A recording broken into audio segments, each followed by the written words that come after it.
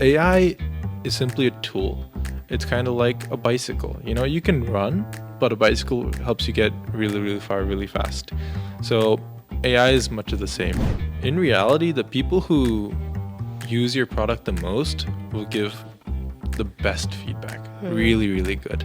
Whereas people who don't really use your product, they love to criticize. My advice is don't listen to that.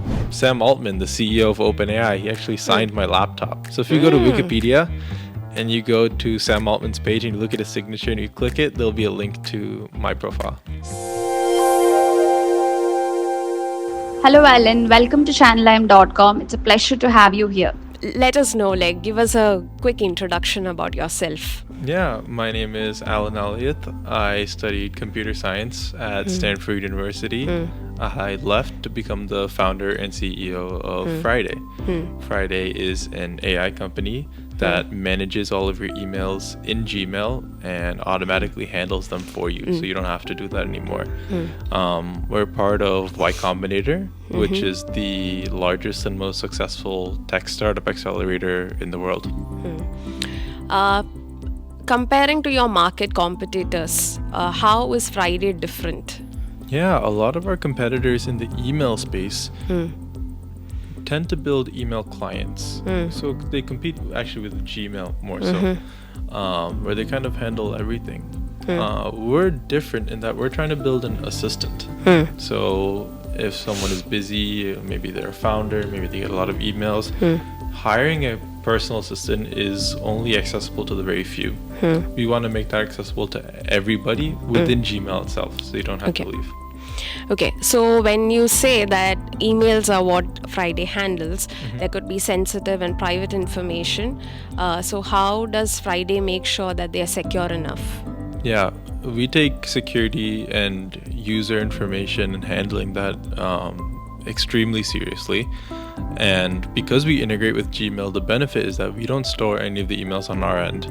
When we make the predictions, we ask Gmail for the information, it gets processed through a thin layer and gets sent back right to Gmail. So nothing ever is stored on Friday's end. You mentioned about Y Combinator. I believe they are your first investor as well. So how was the preparation like for Y Combinator? What is the process like? The process to get in is you fill out an application. They receive over 10,000 applications every single quarter, and they take a select few for an interview, and after that interview, sometimes they have a second one, sometimes they have a third one, and then they accept around 1% of the companies that apply. So when you were preparing for Y Combinator, was there any resources that helped you to get through it? Yes, actually. YC has a very extensive database of videos on YouTube. It's called YC Startup School. And that's something that I watch that's very helpful. And I recommend that anybody who wants to get into startup really watch those videos.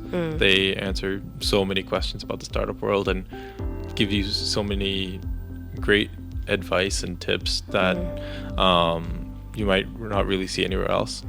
What did you do with your first paycheck? So I donated my first paycheck, but yeah, even nowadays in Friday, and it's actually a trend in YC companies, your paychecks are actually very small. I pay myself the California minimum wage, so it's enough to cover my housing, food, and that's really about it. Tell us your journey towards your first customer for Friday. Yeah, when I started Friday, actually, I want to solve a problem that I had. That's advice that YC tends to give. That was your problem statement. Yeah, so for me, I just got so many emails. I had spent too much time on my emails. I ran a club at Stanford called the Startup Society. I did a lot of email marketing. So I just needed help managing my own emails. So the first thing I did was I built a small AI assistant to help do that. And then I just talked to other startup founders. I said, do you have an assistant? Do you spend a lot of time on your emails? Because assistants are expensive. In the US, it costs 50,000, it's 40 lakh rupees a year. So it's very costly. So I said, everybody should have an assistant. Nobody should be spending so much time doing tedious email work. So our first users were people who also managed a lot of emails by themselves and had needed an assistant. Yeah. AI is a big boom word now. Everybody wants AI and everything, but not exactly objective about what they want to do with AI. So, what is your take on that? Yeah, I have a bit of a different take on this. I love AI. I think AI is very magical. It's very powerful technology. But when you're building a company, everybody just wants to throw AI so they can have the buzzword. But in reality, AI is never the product. You're not selling AI. Saying in 2025, you say, oh, we use AI, it's like 10 years ago saying, oh, yeah, we write code. Obviously, you write code, obviously. But AI should be a solution to solving a problem that traditional code cannot solve. So only in those situations should you use AI. And that's, at least when you're building a company, helps your product to be very stable, very reliable, has less room for error. But when you can add those little sprinkles of AI, it really makes the product feel magical.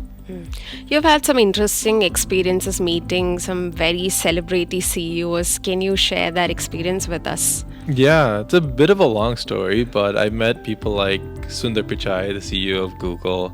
I briefly met Mark Zuckerberg. I met Mike Pence, the former vice president of the United States. Mark Andreessen, who runs the biggest venture capital firm in the world. A lot of other people like that. Even Jensen Huang briefly. But all that you can see on my LinkedIn. I actually make it a challenge to try to find these people that I look up to and try to take a picture with them. Sam Altman, the CEO of OpenAI, he actually signed my laptop. So if you go to Wikipedia and you go to Sam Altman's page and you look at his signature and you click it, there'll be a link to my profile. Oh, that's very cool. Yeah. What does a typical day at office look like for you? For a startup founder?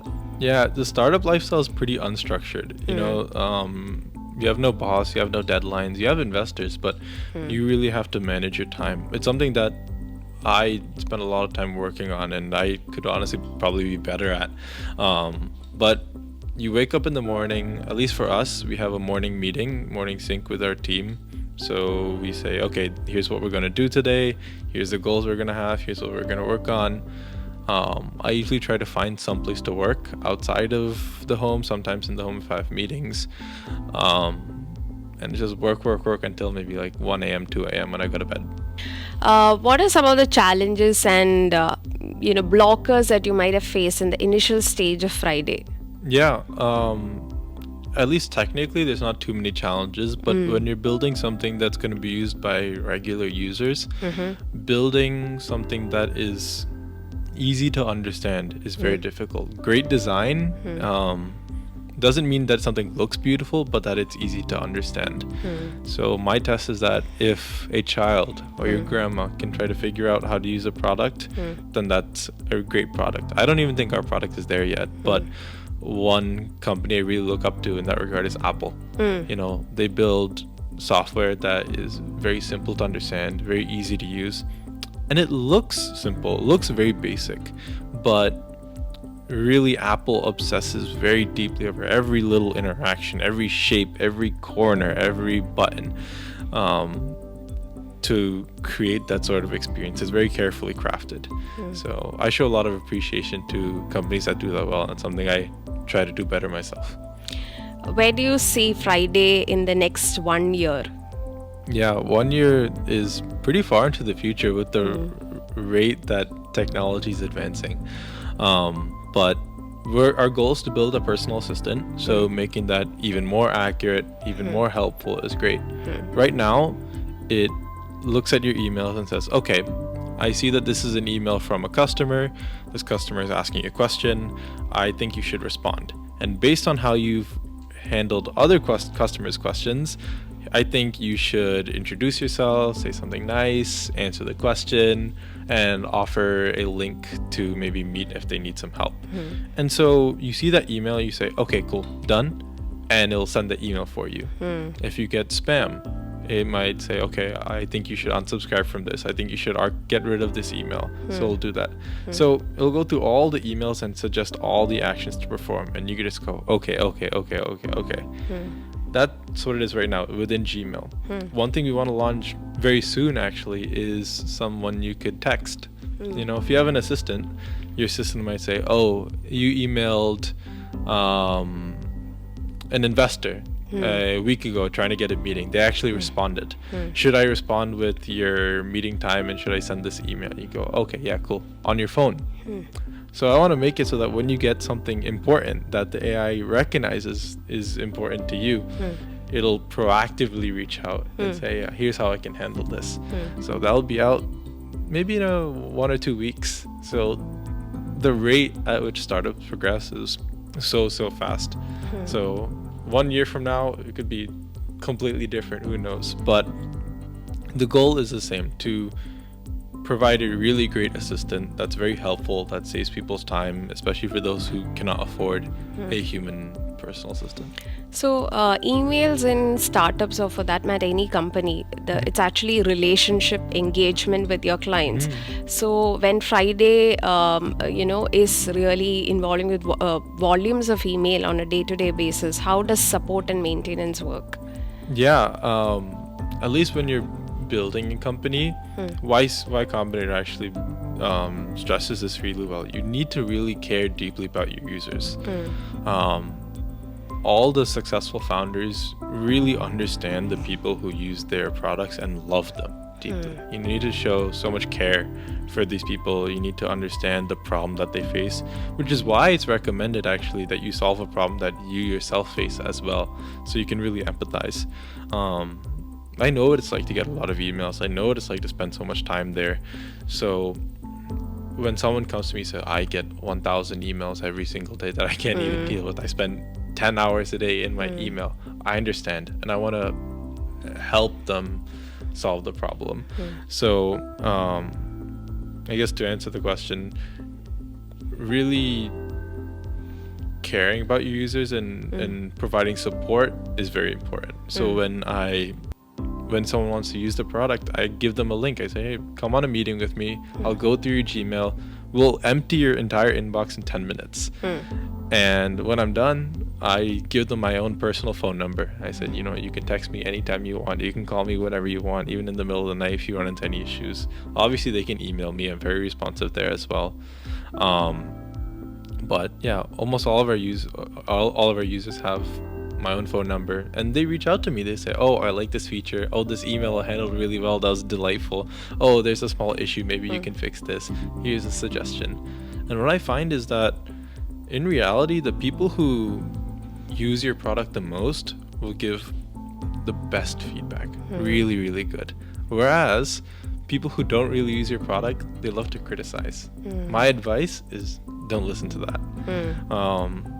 There's so many founders that will create a new product and people say, oh, it won't work for this reason, it won't work for that reason. And the only one who can change that is you. If you told Mark Zuckerberg that, oh, MySpace already exists, there are already social networks, what are you building, some Facebook for your school, what are you doing? He didn't listen to that. Only the people who use your product, have the problem, and they care about it deeply will offer really good advice. I have some actually very interesting stories about that too, if you want to get more into it. One other question is, you have your roots in India, and usually Indian parents don't really encourage startups because they think it's not stable enough financially. So how has your parents been supportive in your journey? My parents are really my foundation. Without them, I would not be anywhere. They really pushed me to do well my whole life. They have good values. My mom and dad especially are really good. I like to say my mom really supports me from below. She lifts me up, and my dad tries to pull me from above to help me strive to be great. They're very understanding parents, which is not very common. And I try to be like them a lot. My goal is, if I can be as good of a father to my children as my father was to me, I'm happy. Obviously they're not perfect, but one thing that I really appreciate is they try to understand. Even if they don't understand, they put a lot of effort into trying to understand what I'm going through, what's happening. Even today, my mom wants me to go back and get my degree. I dropped out of Stanford, so I don't have my degree. So she says, I know you're doing well. I know you have a company, but please go back and get the degree for me. We'll see if that happens. Yeah. Another question I wanted to ask is, Friday, is it planning to expand the team? And I heard that you have a very interesting hiring process. Yeah. So can you brief on that? We're hiring engineers. So if you love programming, if you love software, if you care a lot about the email space or AI, reach out to us. You can find us on actually email me, at alan@friday.so. You can check me out.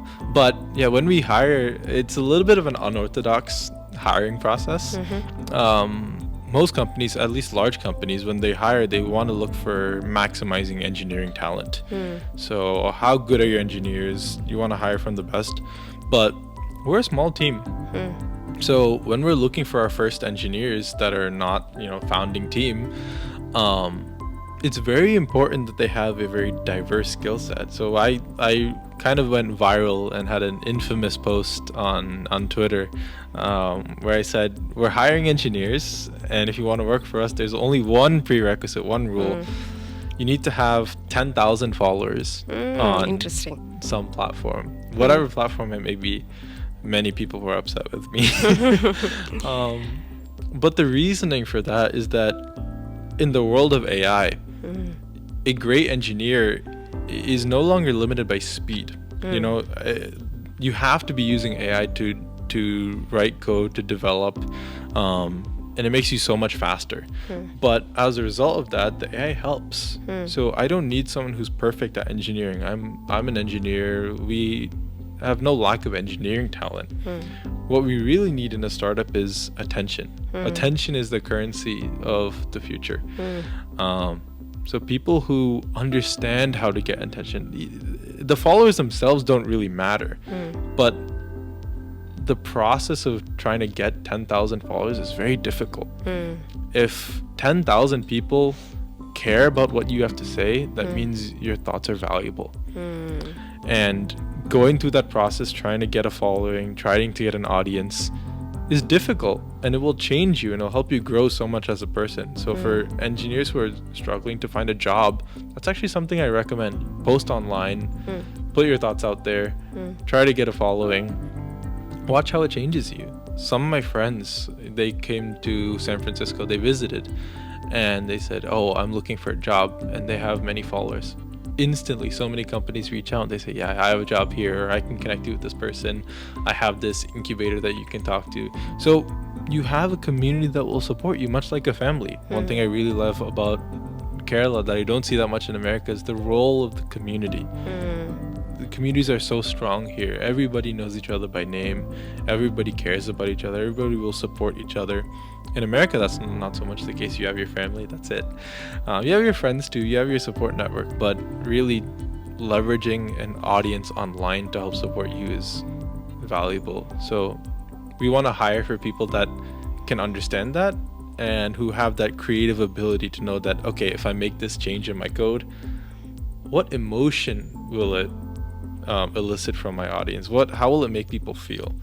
And people with a following really understand that. There was also this interesting rejection challenge that you shared about when we had a chat. Can you share a bit about those? Yeah. So this was something I did during my third year at Stanford.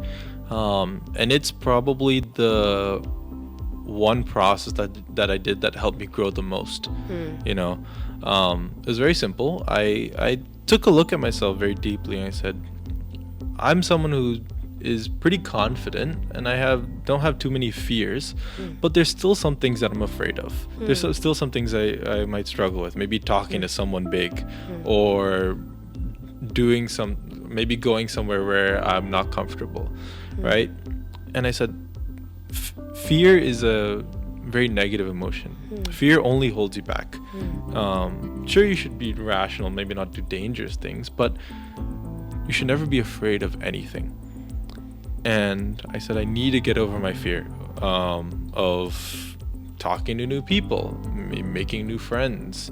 And so I said, how can I get over a fear of rejection? How can I perform, maybe do some things to get over those fears? And one thing I started to do was I would go to the dining hall, I would take my food, and I'd find someone sitting by themselves. And I would say, hey, can I join you? And it's very difficult. It sounds easy, but it was something that has like a react that brings out a reaction within you. And it made me so many new friends. It helped me become better at having conversations. And I started doing this more and more. And one day, someone told me, it was actually a priest at Stanford that I was talking to. And he said, this thing you're doing, it reminds me of a challenge that one of my friends did, where every day in a month, they tried to hear no. They tried to get rejected. And that was October 1st, 2023. So I said, okay, it's the start of October. Maybe for every day in October, I'll try to hear no. And that challenge changed me like no other. Some highlights from that. One time I was walking to class and actually leaving class, and I saw a bunch of old, powerful looking people in suits standing around. And I said, okay, this is an environment that I don't think I'd be welcome in. I'm just wearing my t-shirt and shorts. But I said, you know what? Because that makes me uncomfortable, I'm going to go there. I'm going to try to hear no. So I went in and I said, oh, hey, how are you? I introduced myself to these people. They're all CEOs, CTOs of big companies, executives from Microsoft, from big banks around the world. They're there for one of Stanford's executive education classes in negotiation. And so I started talking to them. I was so scared to talk to them, but I started talking to them, and they actually were very pleasant. They said, oh, thank you for talking to us. No one ever comes up and says hi. Tell us about yourself. So they're very kind, very nice. And eventually they were on break, so they went back in. So I said, okay, what if I go into the class? I'm not a member of this class. Let me go in. So I went in, I sit down, and I start taking notes. And after like 5-10 minutes, someone comes by and says, are you a member of this class? And I was like, no. And they said, okay, this is only for members only. They said, oh, can I stay here? Can I sit for the whole class? I say, sorry, no, you have to go. There it is. I got my no for the day. So now I'm done. So just to touch base on that, is there any other, that was a wonderful networking tip. Is there any other networking tip that you would like to share with other startup founders? Networking itself is not something I'm that good at. I'll say it's a weakness of mine. I don't try to look at it as networking. I just try to make friends with everybody. Just love people. That's my advice. And I guess regarding the rejection challenge, when your goal is to hear no, you make so many attempts at conversation, at so many attempts at opportunities. And what you'll find out is that most of the time, people will say yes. Almost always people will say yes. People like to help you out.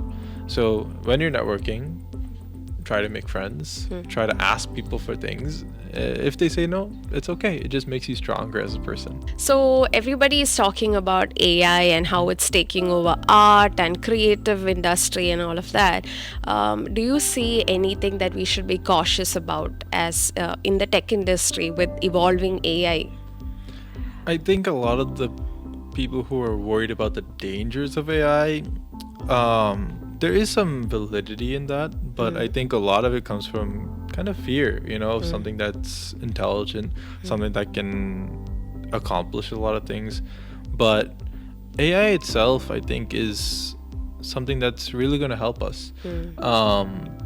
One analogy I like to say is, at least in the United States, everybody was a farmer. Even here in India, agriculture is a big part of life. But as farming technology got better, as we got more machines, people said, oh, what's going to happen to all the farmers? But we found new jobs. We started doing different things. Now we have software. Now we have technology. And so life really gets better. AI is simply a tool. It's kind of like a bicycle. You can run, but a bicycle helps you get really, really far, really fast. So AI is much of the same in that it takes the skills and abilities and that you already have and what you can offer to the world. And it helps make that better. My vision for what AI should look like or what it should be should handle the painful and annoying parts of our life so we can focus on the things that truly matter. Even in Friday, the whole point is for Friday to handle all the emails, the 90% of emails that you just look at, you know instantly what to do. But for those last few emails that are very important to maybe your customers, maybe to an investor, then you could really take time and spend time and effort making those emails really good and allocate your time to where it really matters. I think AI is pretty great because we have a limited time every day, 24 hours, that's not going to change. So getting as much of that back is really going to help humanity move forward. And regarding to art and music and stuff, again, we have electronic music, right? That's only made the music industry better and production really magical. Yes, AI can create music, but I think we should really embrace as a tool to help artists perform better or to help them do more. Is there any other startup ideas that you worked on before Friday?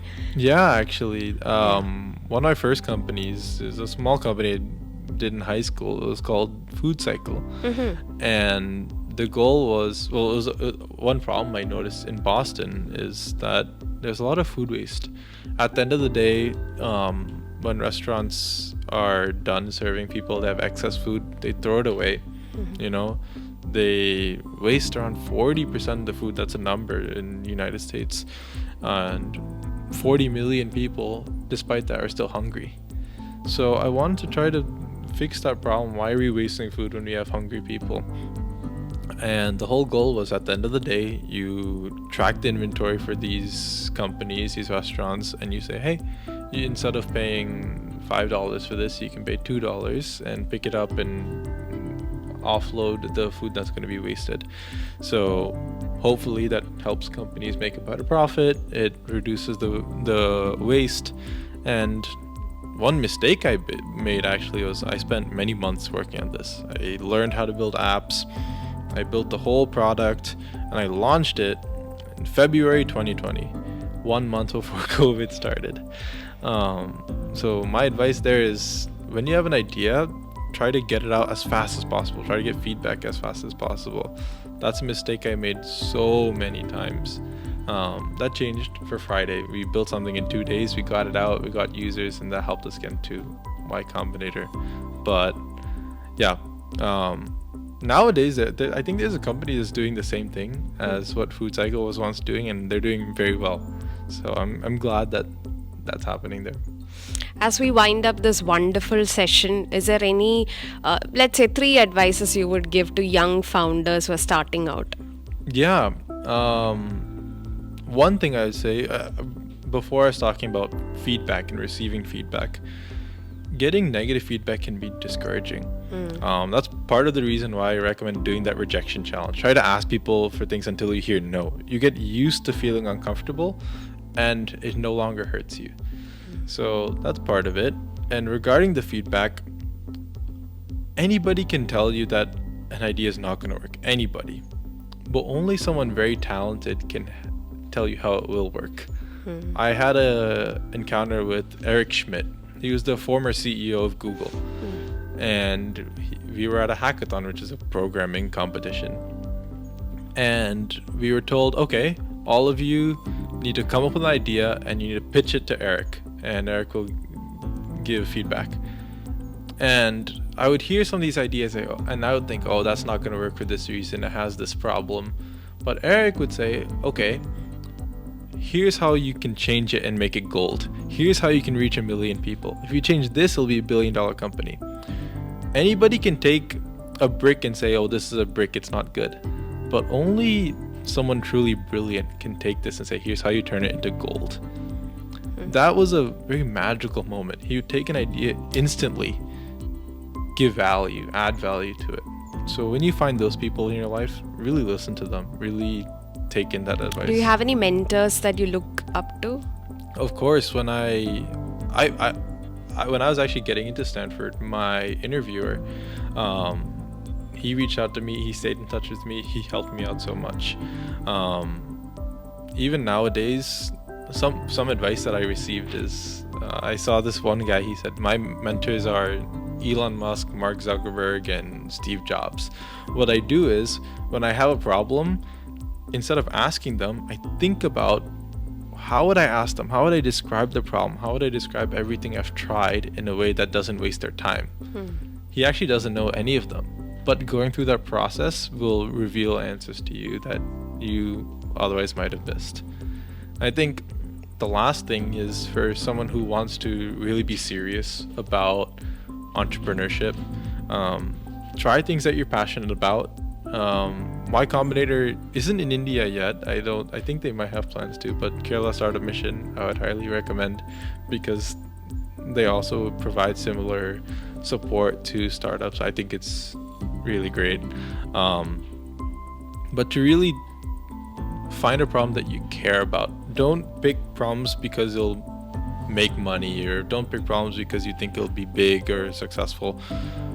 Find a problem that you actually have, or that you actually see, that matters to you, and your only goal should be to solve it. If you do this long enough, you will be successful. So I think we had a really wonderful, informative chat with Alan, and I'm sure that it's going to inspire a lot of young founders, and I'm sure there's a lot of preparation and other information that they might have got from this interview. I hope Friday makes it big in India as well. If you go to friday.so and you sign up and you use code KSUM, get free access. Oh, that's nice. So yeah, try it out. Yeah, just make sure that everybody tries out that. So use the code that Alan shared, and let us know your feedback in the comments. Thank you, everyone.